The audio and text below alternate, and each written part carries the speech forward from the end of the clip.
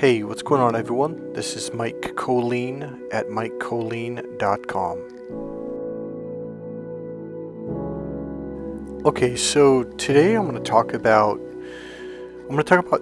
Jesus and the woman who had an issue with bleeding for years, and so that's what I'm going to talk about and kind of get you to understand something.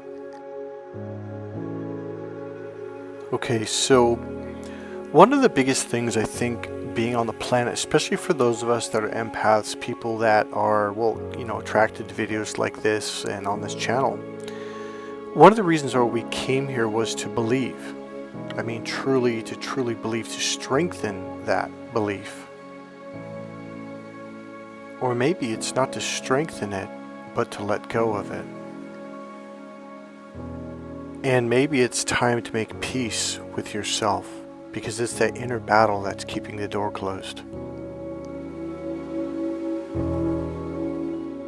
So, what it really came down to for me, and I think for most people, is it's an understanding of what's going on. So, when I heal people or heal myself, I don't do it from the logical left brain. Now, I do have a logical left brain. I'm a male, have very good access to it. But what happens is, I know over a period of time that I have to be in a certain space mentally. Now, listen to those words. I have to be in a certain space mentally. So what that scientifically means is the left brain's the narrow brain where there is no space or very little. And we're talking about the mind, we're saying mentally. So when you have space, it's an expanded, wide open space, which is how you know you're in your right brain. So when my vision and my kinesthetics, my feelings, my auditory expands all the way out, all the way up to the sky, past beyond the clouds, all the way to the mountains, 5 miles to the right, 5 miles to the left, behind me, in front of me, that's how I know I'm in the right space.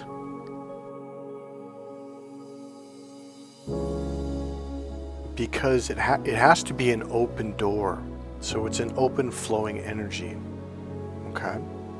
So when you're open like that, you can receive energy, you can receive healing, you can receive understanding, you can receive knowledge. Like a lot of times when I'm working with someone's energy, I take myself through a series of steps. These are things that will slowly bring me over into my right brain, okay? Now here's the deal. I'm not actually up inside my skull. It's only being processed there, okay? My actual physical electrical energy is expanded beyond my body. And that is where I am. It's exactly like how Popeye the Sailor Man says, "I am that I am, Popeye the Sailor Man." Oh no, he actually says, "I am what I am," Popeye the Sailor Man, okay? Now as a kid, you just kind of, yeah, whatever, dude, like, what is that? Well, it's the same thing when Jesus says, and I let it slip out earlier, and I said, "I am." So I am is the path. I am is the way, literally. So over the years, I really started understanding what these teachings meant by physically doing them, by opening up and doing these things. So it's like, oh, so see, once you're there, you're like, oh, I see it. It's different from, oh, my pastor said such and such. Like, okay, well, did you actually do that? And do what? Like, a lot of people don't know there's something to actually do. So after 9 years of meditating, I opened up, and after years of studying conscious work and practicing these techniques over and over and over and over, I got really good at opening up from my left brain to my right brain, and I realized, like, oh, this is what this is all about. So your left brain is experienced or felt in your forehead. It's when you're really focused and you tighten your forehead so you feel that tension and it's in your forehead. The right brain, when you open up, is when you drop down and you feel your heart area, your emotions, your solar plexus, your heart, your chest area. That's where you feel it. So the left brain is the I, in the right brain is the am, I am. This means you are whole and complete. You have atonement, at one. So atone means AT, and the next word is ONE, at one. That means to atone, to be at one.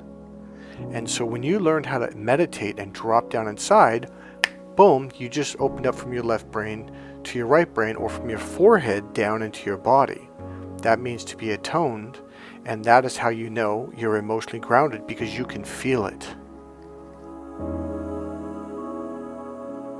So when Jesus worked with a Samaritan woman at the well out in the countryside, she basically didn't believe what he was saying because of how much she'd been condemned and how the religious teachers taught her the other way. Like, no, this isn't right. It's this over here. And she's like, no. And so he had to really convince her, and he said spirit and truth. And then he said mind and heart. Your mind is your logical brain. Your heart is the emotional, creative, spiritual right brain. So the left brain's the logical brain, the right brain's the emotional, creative, spiritual brain. Mind and heart. Literally, forehead. Now I'm pointing to my forehead. Now I'm going to drop down and point to my heart. So it's mind and heart. So Jesus then says, Matthew 18:2-5, and he said, I tell you the truth, unless you change and become like little children, you will never enter the kingdom of heaven. Now, why did Jesus say that?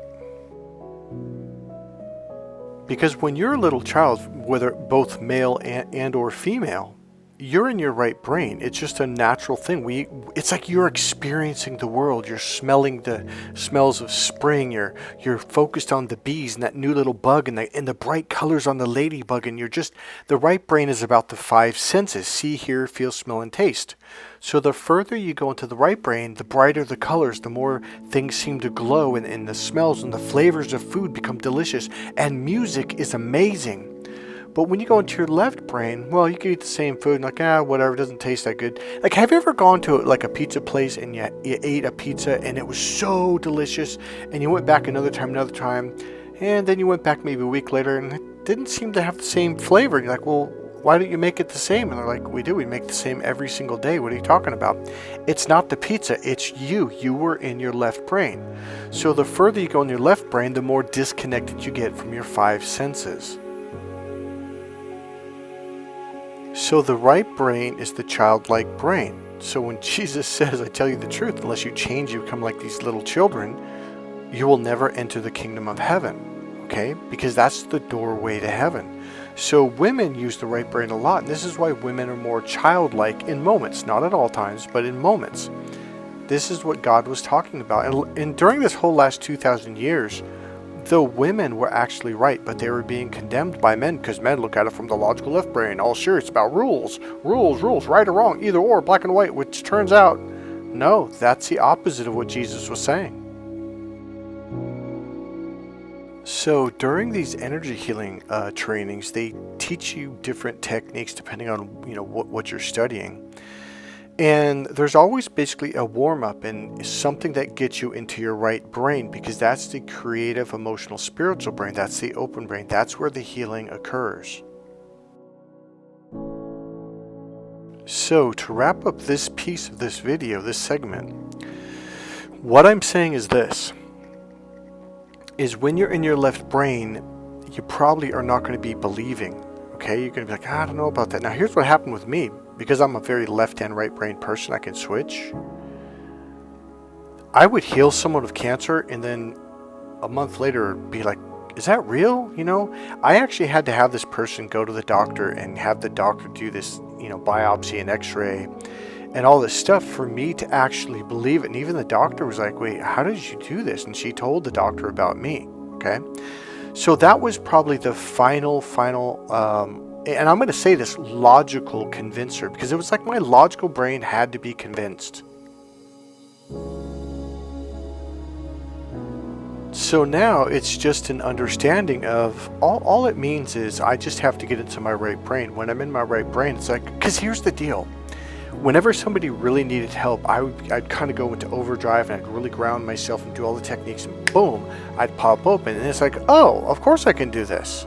So when I'm not in that space, I don't have that, oh, I could do that. It's just kind of like, it's a really weird, it's like you're in a different world, because, okay, this is what I tell people. It's like I go into a different world or a different space, and what that is, it's my right brain. The further I go into it, the easier it becomes to heal. So watch this. I'm going to use the word dichotomy, but it's not really. Here's the funny thing. So a lot of people say, so I have to have a lot of faith to be healed. I'm like, no, don't worry about it. I've got that. So I can heal. Okay, I can heal people who don't even believe in this stuff. I can do all kinds of things with people who say, yeah, I don't believe that. And then when I do it, they're like, how did you do that? So here's the deal. You don't actually have to believe in order for me to heal you. All right, so now that sets up this. So this is the woman that had bled for years and didn't stop bleeding, okay? So she was exhausted, she was drained, and basically she had, Jesus was on his way to save this man's daughter who was dying, okay? She was very sick, very ill. And this man was crying, and he says, you can heal her. And as of course, Jesus says, you know, you don't even know me, and you have such faith. And he goes, I know you can. Okay? So Jesus is walking through the city, and a crowd comes around. So I guess the word got out. And this woman heard about it. This woman right here. So she went out there, and she's just all concerned and worried, and she just knows that if Jesus just touches her, not even that, but if she could just reach out and touch Jesus, she would be healed. Now, she doesn't think this. She doesn't believe this. She absolutely knows this beyond a shadow of a doubt. It's no question in her mind or in her heart. She knows beyond a shadow of a doubt, if I were to just even touch a morsel of his cloth, if I could just touch one of the strings, instantly I'll be healed.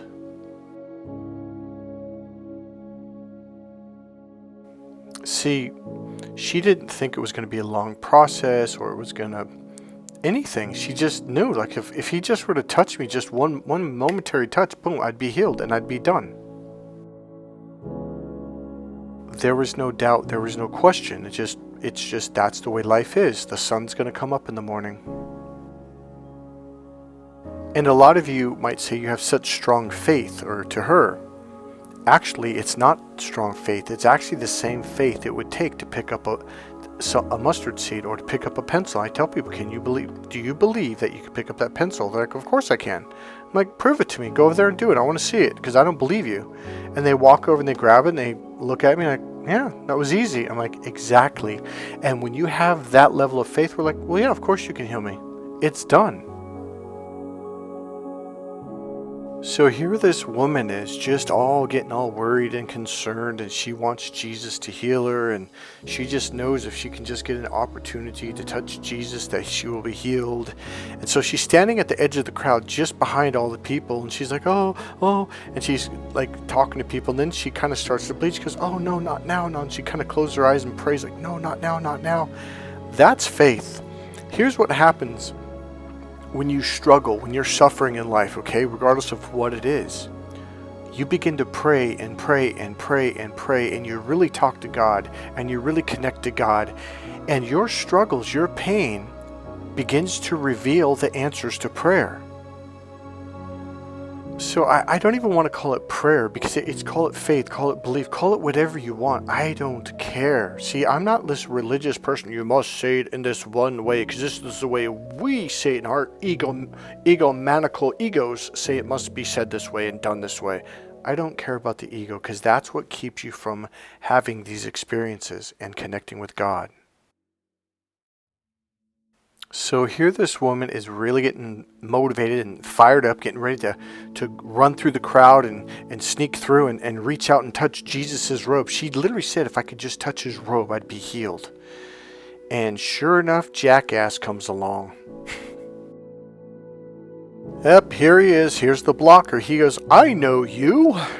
You're the unclean. You're the woman that bleeds. So the freaking entire town, the entire society, instead of having compassion for this woman, which is It's so typical of religious people not to have compassion is they judge her, and they judge her harshly and negatively. And he literally yells out, I know you.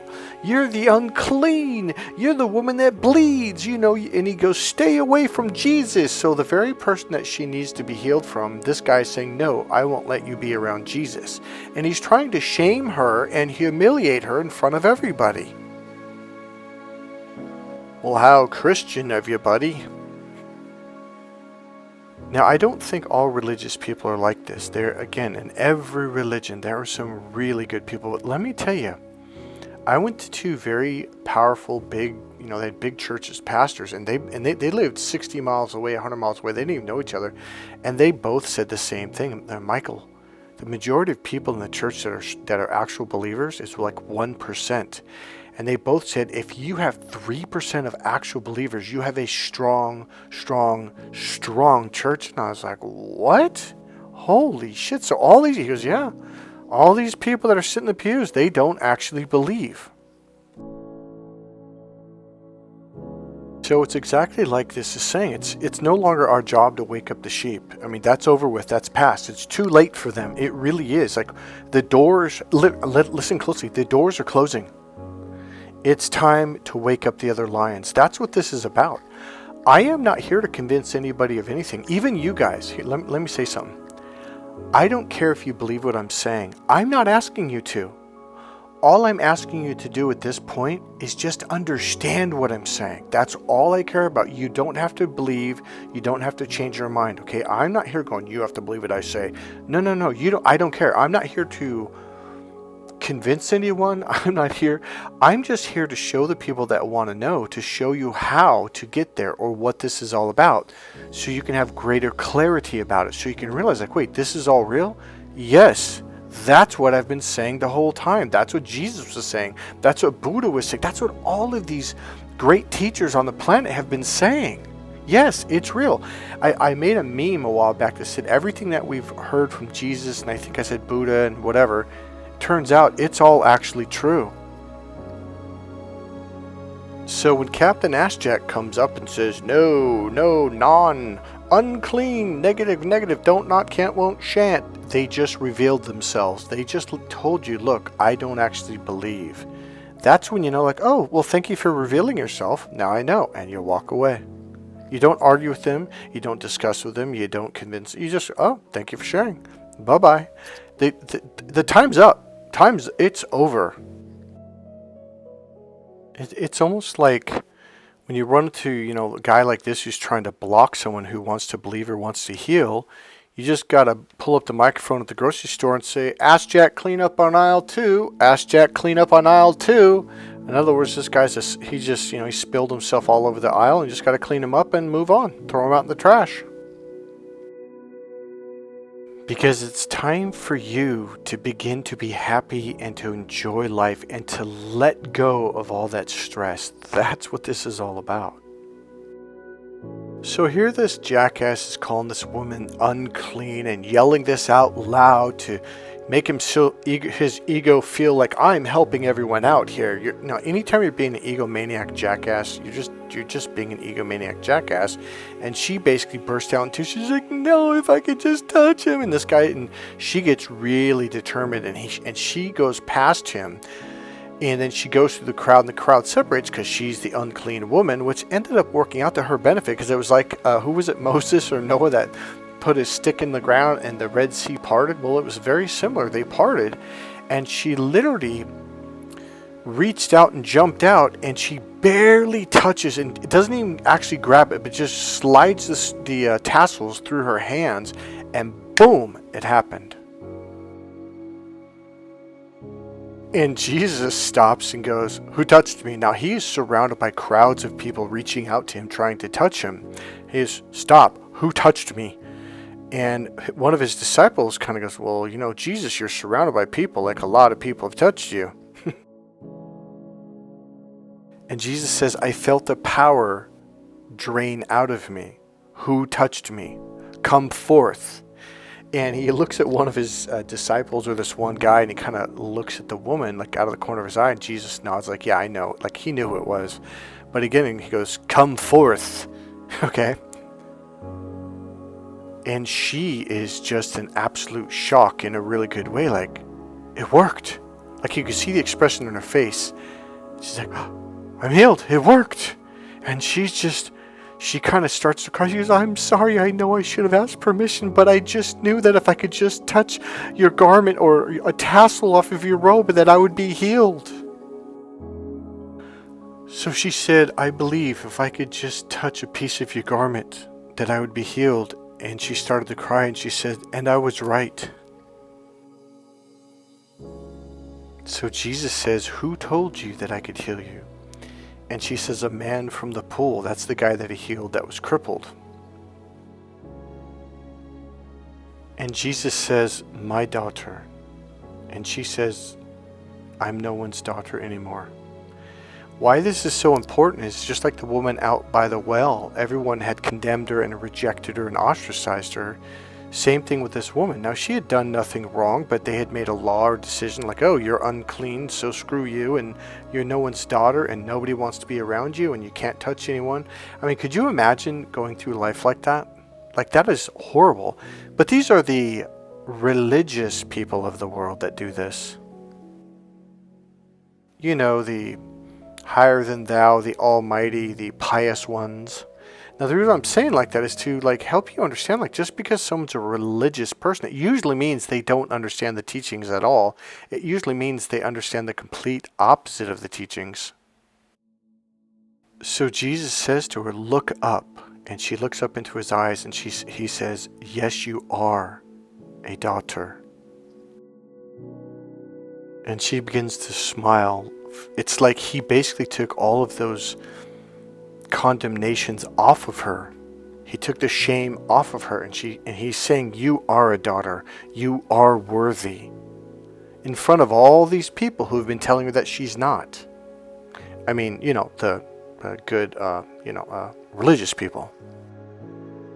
So when she went out into the crowd, I forgot, this is a little bit earlier, there was a man that came out and said, oh, she's unclean. And this is after.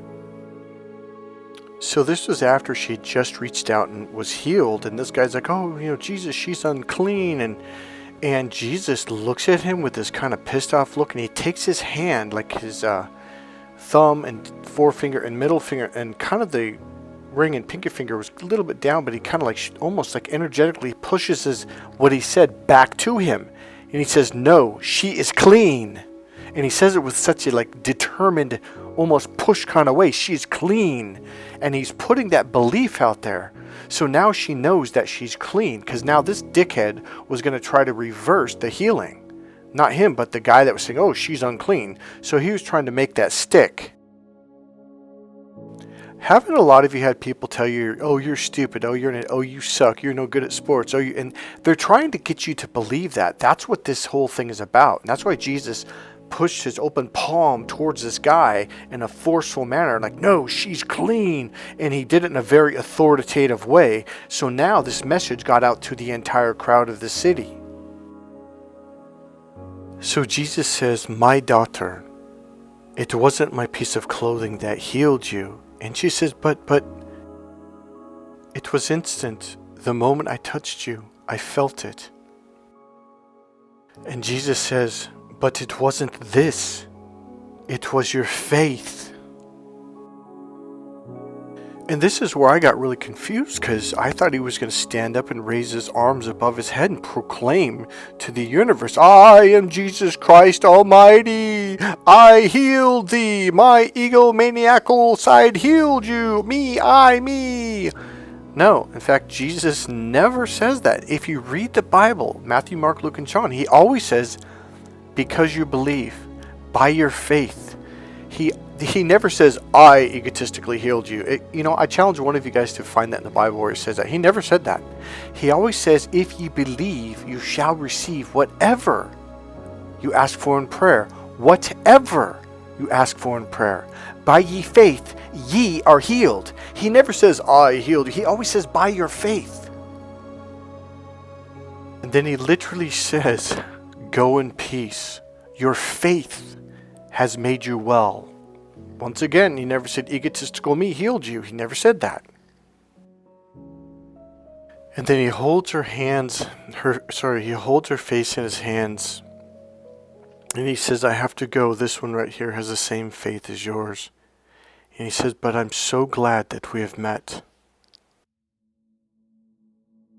And that's what I feel like when I have those moments when I meet someone. I met a lady yesterday. Now, I don't know if I'm going to upload this video today or in about 10 days, because I've got a list of videos in line. But I met a lady at the grocery store who turns out she had lupus, and she just had a stroke a few years ago. And we were essentially doing this right here. And I did a healing session right there in the grocery store while we were talking. So I don't want to get into that right now, but it was the same thing, the experience. It's a blessing. I don't know what word to put, but it makes me feel so good when this happens. Okay, so now we're at the end of this, and I have two really quick, really kind of cool things. So number one, I'm going to ask you, again, you don't have to believe at this point. That's okay. I want to see if you actually understand what the message I'm trying to get across. All I'm literally saying is like, it's all about what you believe. That's it. If you believe you're unworthy, then you will be. If you believe you're worthy, then you will be. If you believe you're going to be rich, then you're going to be rich. That's all it is. It's whatever you visualize and imagine in your head. So when I went up to heaven and I stood at the pearly gates and I walked up to Jesus, I was the next in line, and he looked at me and said, now this one, he has the faith the size of a mustard seed. And we laughed and laughed and laughed. All right, guys. God bless you guys. I'll see you guys in the next video. Remember, click that subscribe button. Click it right now. Click the like button. Make a comment. And I'll see you guys in the next video. Remember, if you want, you can go ahead and make a donation. There's a PayPal link right there in the description. You can make a donation, and that's pretty much it. And I'll see you guys next video. God bless you guys. I love you all.